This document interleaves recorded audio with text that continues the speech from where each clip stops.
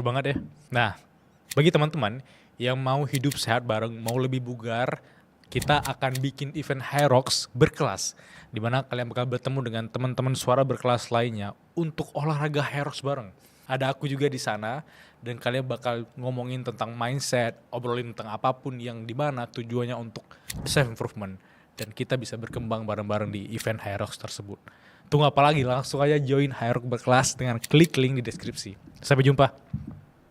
Wah, menarik ya.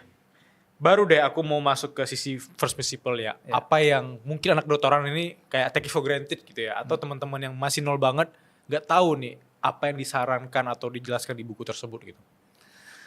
Sebenarnya gini, buku tersebut nggak eksplisit menjelaskan bahwa kita harus menjaga homeostasis dengan makan ini nih. Tapi di buku itu menjabarkan hal-hal kayak misalnya gini, metabolisme kita ada dua kan. Kita bisa pakai glukosa, kita bisa pakai lemak atau keton. Glukosa, nama pathway metaboliknya adalah glikolisis. Itu nanti intinya dipecah lah jadi jalur. Jadi yang namanya ATP. ATP itu energi yang dipakai sama kita, bukan kalori.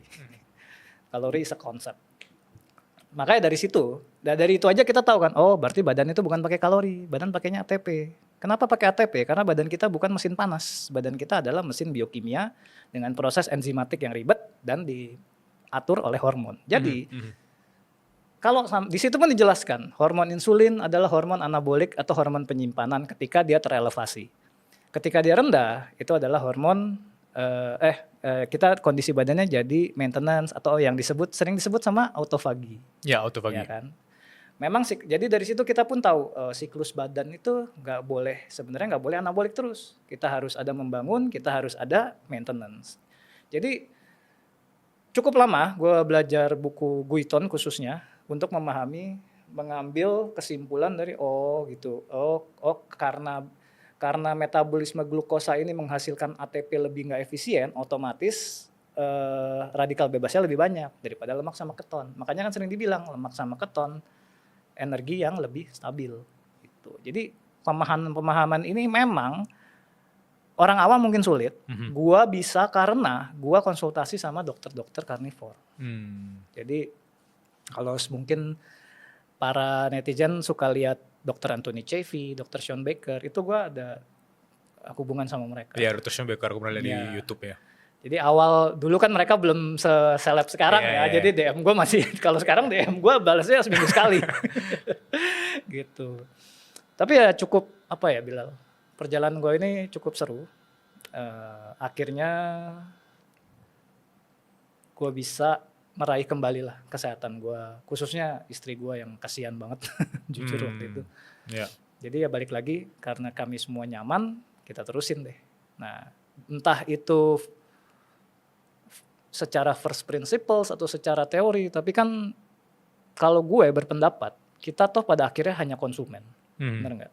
Kita bukan medical professional, kita bukan ilmuwan. Kita hanya tahu kita spending uang segini, yang kita dapat hasilnya apa. Basically itu. Aku tadi sangat penasaran ketika kita ngomongin tentang low carb. Aku orang yang dari kecil makan nasi. Sama. Iya ya, makan nasi. Harusnya teman-teman yang di sini mungkin aware juga atau relate gitu. Mereka makan nasi. Ada momen yang bikin aku tertampar, yaitu 4 tahun lalu ketika aku konsisten makan nasi, dan aku ketemu dengan temanku yang aku nggak pernah ngelihat dia makan nasi di siang hari, dan dia selalu berenergi. Aku jam 2, jam 3 itu kayak mood aku bisa turun. Tiba-tiba aku gak tahu kenapa agak-agak ngantuk. Aku pagi olahraga, tiba-tiba siang kok temanku gak ngantuk, aku ngantuk ya. Aku cari tahu ternyata aku banyak banget konsumsi nasi, sarapan pakai nasi, siang pakai nasi, malam makan nasi gitu ya. Mungkin orang udah tahu ini, orang udah aware ini, tapi mungkin untuk actionnya orang masih setengah-setengah. Pengalaman ketika makan nasi dan transisi tanpa nasi, dan apa yang insight tentang nasi itu sendiri yang Bro Max tahu. Jadi nasi, gini, makronutrisi hanya ada 3. Glukosa, asam amino, asam lemak. Glukosa itu dari karbohidrat, asam amino dari protein, baik nabati maupun hewani. Asam lemak dari lemak, baik dari nabati atau hewani.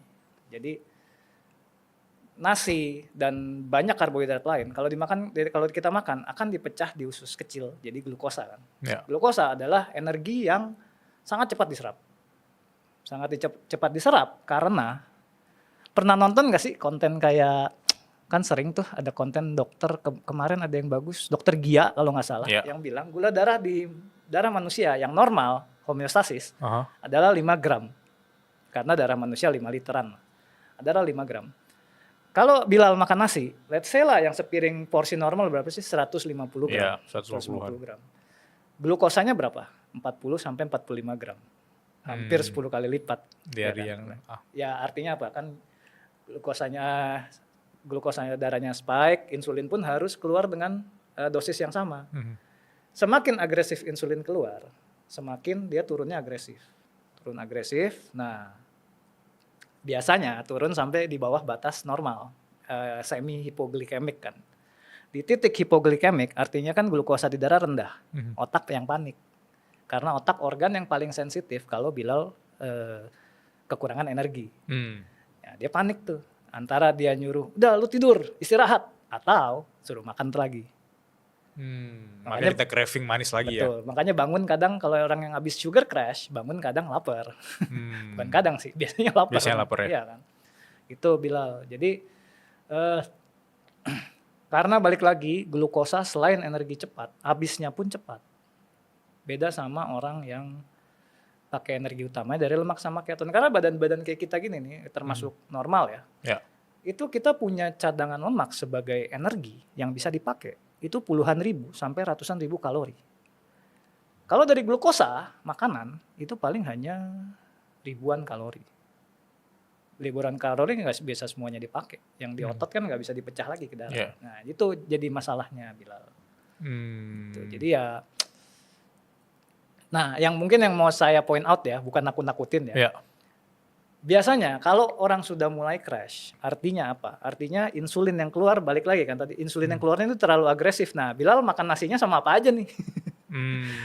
Sama saus manis kah? Sama Kecap, kerupuk, atau ntar minumnya es teh manis, atau es jeruk. Nah, berarti kan gulanya nggak 45 gram lagi nih. Yeah. Gulanya bisa jangan-jangan 90 nih gitu. Jadi itulah mekanisme yang di konten Carnivore Mike itu diajarkan. Berarti low carb itu mungkin kamu tetap bisa pakai nasi dengan takar yang lebih sedikit Bisa. dan dibarengi dengan protein mungkin. Betul. Bagaimana dengan teman-teman yang mencoba untuk berpuasa sebagai jalan keluarnya gitu? Ada tipe orang yang berpuasa sesuai dengan ajaran agama, ada orang yang kayak water fasting, ada orang yang emang intermittent fasting. Dari POV Bro Mike sendiri, bagaimana atau apakah itu solusinya efektif dari fase tadi orang yang mungkin obesitas atau yang mungkin karbohidrat yang kelebihan gitu? Fasting itu tools yang sangat powerful. Nyambung lagi sama yang tadi gue bilang, kita harus ada fase maintenance, fase autofagi di mana kita buang sel-sel rusak kita. Itu terjadi di kondisi kita tidak makan, di mana sinyal mTOR kita mati. Permasalahannya, balik lagi di masalah hormon. Kalau kita hormonnya berantakan, khususnya di orang obesitas, yang makan mungkin 3 kali sehari, mengurangi kalori, tapi masih banyak karbo ya.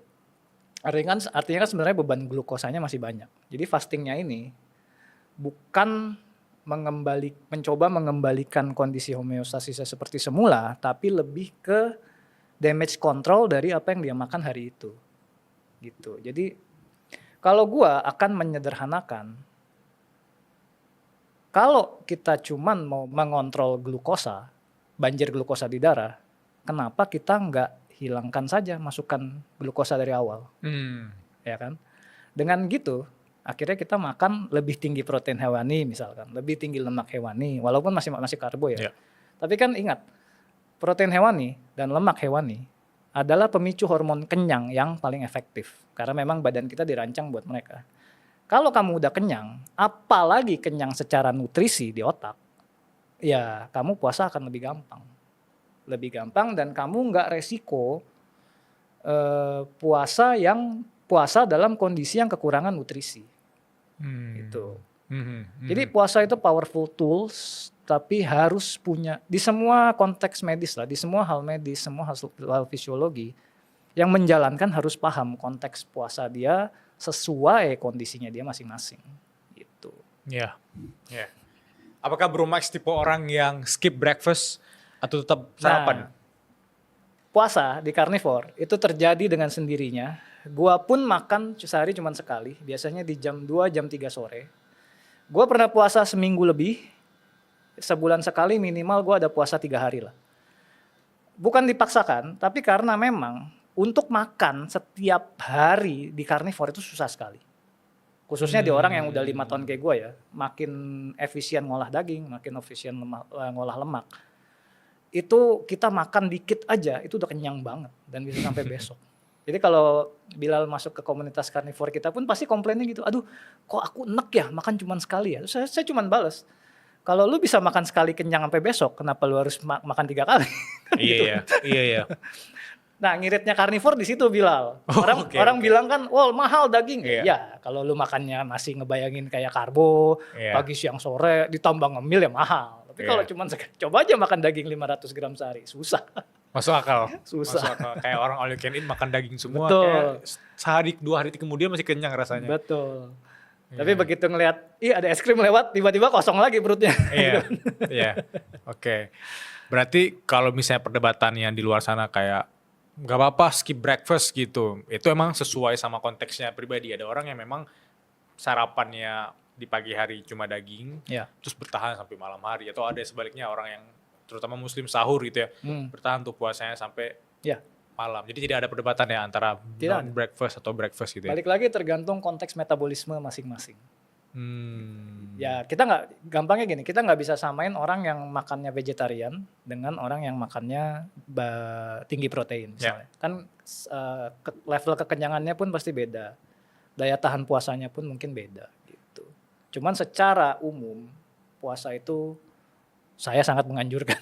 Ya, bagi teman-teman yang olahraga, apakah ada saran spesifik untuk konsumsi apa? Misalnya kalau aku nge-gym, teman-teman atau PT bilang konsumsi ayam berapa gram gitu, atau konsumsi daging spesifik gitu, atau kalau emang mau hemat makan telur terus-terusan misalnya minimal 8 telur per hari gitu ya.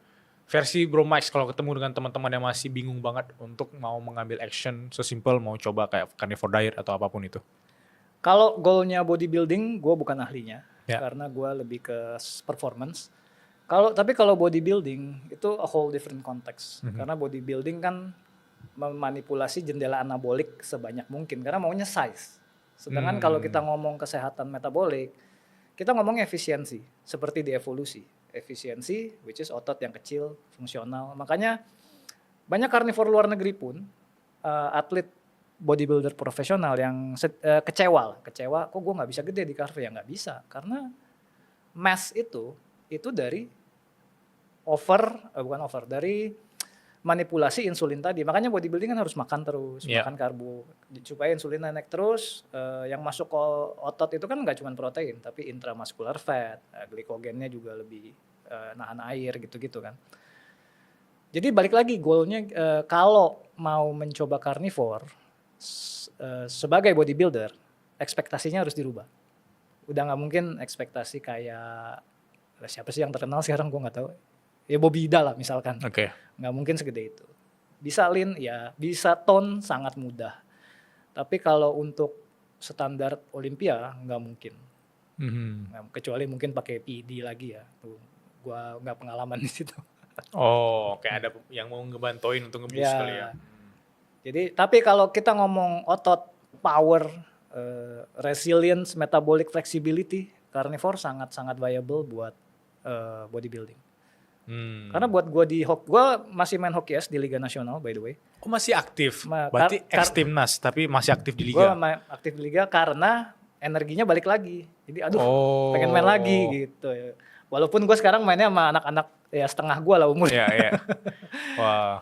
Jadi kalau secara sport, kebetulan gue semalam baru podcast sama ilmuwan yang meneliti sport performance. Dia sendiri pun menghandle banyak atlet kayak NFL, NBA yang type 1 diabetic yang udah nggak mungkin berlaku tuh teori carb loading. Nggak bisa kan, kalau carb loading kan harus makan karbo kan. Ya kalau diabetes tipe 1 mau makan karbo gimana? Suntikannya mau berapa banyak insulinnya gitu kan.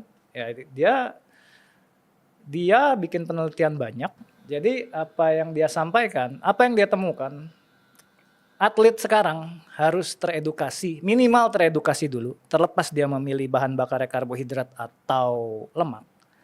Mereka harus tahu kalau kita pakai guideline diet karbohidrat tinggi ada resiko apa. Kalau kita pakai lemak atau keton, apa manfaatnya gitu kan. Karena kalau kita ngomong atlet atau bodybuilding pun, itu kan kalau buat gue ya, kayaknya bukan masalah performance doang, tapi investasi jangka panjang. Buat apa performance kalau punya dampak metabolik jangka panjang kan gitu, Ya. ya kan? Dan itu kita lihat di banyak atlet juga sekarang. Atlet muda pun banyak kena penyakit metabolik gitu loh. Jadi menurut gue informasi ini harus menyebar dulu lah. Terlepas nanti mau dipakai atau enggak itu urusan belakangan. Gitu. Kalau kita masuk ke versi homeostasisnya atau keseimbangan dalam kita menjalani hidup ya, dengan bahasa yang sangat mudah dan sederhana, banyak atlet bahkan orang-orang yang aktif olahraga setiap hari itu gampang sakit kan. Betul. Nah, kalau masuk ke versinya Bro Max yang pernah merasakan titik balik tadi sakit dan udah lama nggak sakit, udah lebih 5 tahun nggak pernah merasakan Bahkan sakit lagi. batuk pilek pun nggak pernah. Batuk pilek aja nggak pernah 5 tahun terakhir ya. Iya. Dan itu juga dampak dari carnivore dari 5 tahun terakhir ya. Versi keseimbangan seperti apa yang kita butuh tahu dan butuh kita jalankan? Apakah sesimpel jaga tidur, jaga makan, atau positive thinking atau apa yang harusnya orang-orang tuh perlu tahu? Yang pertama, pondasi metabolik itu yang utama. Jadi banyak dokter di internet pun bilang olahraga cuma 20% itu benar. 80%-nya di dapur kita. Carnivore diet ketogenic basically adalah memenuhi badan kita dengan semua nutrisi yang esensial. Jadi yang esensial nggak usah masuk. Yang mengganggu penyerapan nggak usah masuk. Itu satu. Kedua, manajemen stres. Khususnya di zaman sekarang ya. Khususnya mungkin di generasinya Bilal juga kan dunia makin berat lah. Manajemen stres, lingkungan yang sehat, istirahat. Tapi istirahat, manajemen stres ini balik lagi akan sangat dipengaruhi dari kondisi metabolik kita. Dari kalau badan kita